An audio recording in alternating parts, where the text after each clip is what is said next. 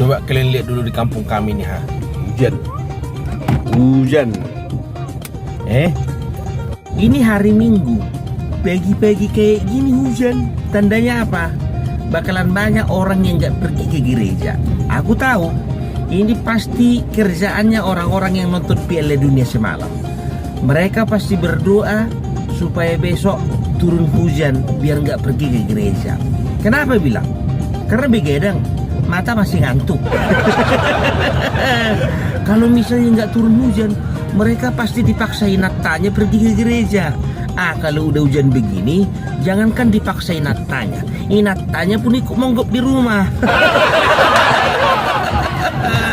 Apalagi orang-orang yang kalah taruhan tadi malam. Oh, senang kali itu sekarang nggak ke gereja. Nggak ada lagi atong uangnya untuk durung-durung. Udah habis dipakai taruhan tadi malam. Selamat pagi, salam parabellak, selamat hari Minggu.